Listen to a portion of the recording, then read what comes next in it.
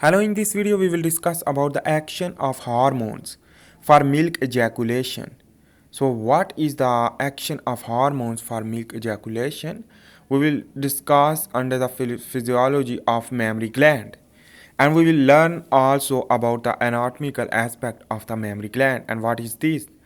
So the mammary gland is the important part of the mammals. So in this video we will discuss about the human because that is mammal, and this is for example, and the it is used for the lactation of milk through children.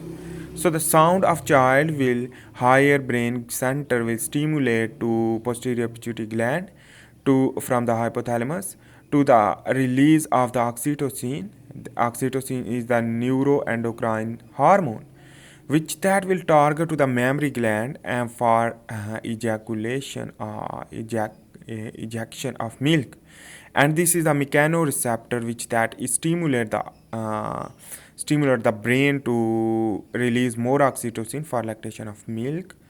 So remember, here is the pituitary gland, which that is the anterior pituitary gland. It is known as the adenohypophysis. And inhibition of prolactin remove the prolactin remove in this way. The inhibition of prolactin remove, while the prolactin inhibition through hypothalamus will be occur, but during the lactation for the nursing of the child, so the prolactin and oxytocin will release from the neurohypophysis and adenohypophysis.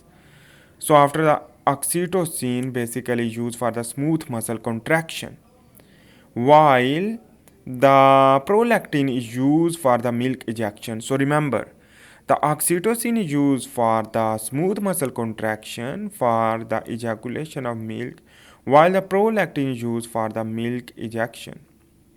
So this is the mammary gland.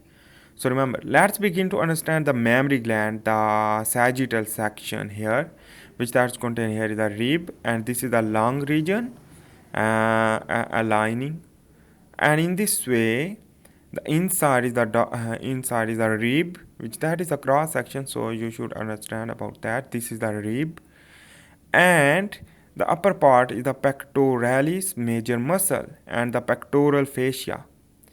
This pectoralis major muscle are present, and this is the anatomy, and this is the yellowish color is known as fat, that is the adipose tissue, and this is the gland lobule. This gland lobule, and this is the lactiferous sinus, and this lactiferous duct and the suspensory ligament are present here. So remember, the lactiferous duct will be contract and the lactiferous sinus will lead to ejection of the milk or ejaculation. So in this way, here you can see this is the part of the gland lobule which that contain alveoli, and the single alveoli contain the luminal epithelium cell inside, while the outside is the myoepithelial cell.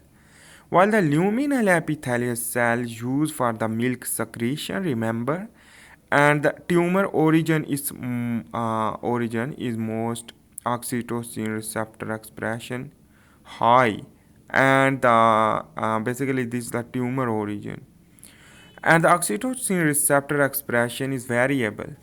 While in the case where here is the myoepithelial cell is used for the contraction of smooth muscle, and the tumor is rare in the myoepithelial cell in the form of cancer. You should know. So here the growth hormone also released onset of puberty for the growth of mammary gland, onset of puberty, and this mammary gland development due to the growth hormone also. So that is why the growth hormone will bind with the growth hormone receptor will stimulate. So this is, I am again drawing the second sound of cry or other factor will lead to higher brain center to stimulate the basically the inhibition of prolactin, inhibition remove cell, and the on the other hand will inhibit, and in this way the higher brain center which that stimulate the inhibition of prolactin removed.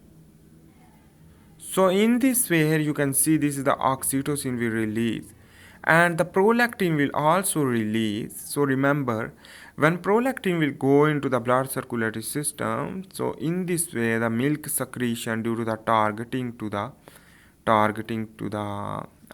luminal epithelial cell, while the myoepithelial cell will get target from the oxytocin to the contraction. So collectively the oxytocin and prolactin will lead to cause the milk ejection. So anyhow, I hope you think about this is the milk secretion and the contraction. So collectively, which that is used for the lactation of milk. So anyhow, here is the development of mammary gland onset of puberty we will discuss now. So first of all, you should need to understand the reproductive system of the female. So here is the female reproductive system contain fallopian tube, ovary, two ovary, uterus, cervix and vagina. So this is the vagina and cervix. Cervix is used for the holding of pregnant fetus holding part. Onset of the labor pain will release and relax the cervix for the expelling of baby. So this is the endometrium also. So let's begin to zoom out. This is the basically the ovary, which that's contain primary follicle will bond with the follicle stimulating hormone receptor via a follicle stimulating hormone to activate the primary follicle to the secondary follicle, and this is the follicular phase. After this, the basically the ovulation will be occur.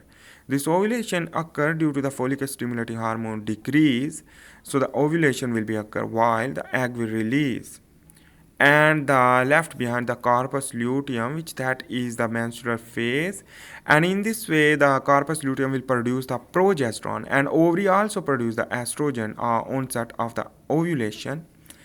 So in this way you should need to understand that is basically is the luteal phase we release the corpus luteum, the progesterone and estrogen we release from the ovary, and this is the progesterone and estrogen which that will develop the branching of the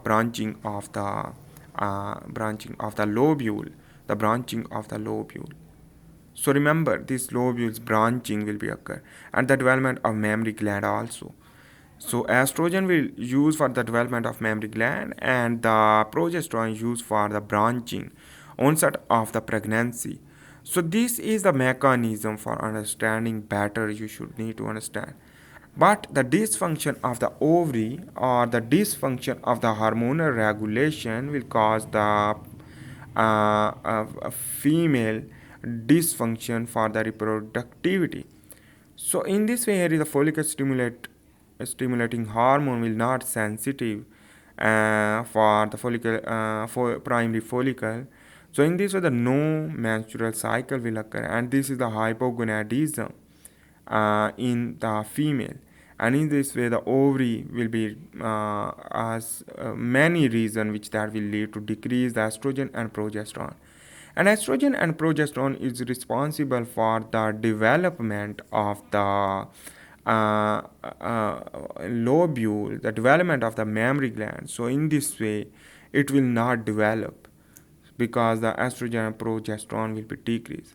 While on the other hand, the no stimulation from the hypothalamus due to the some reason, the some problem, the follicle stimulating hormone releasing factor will not release.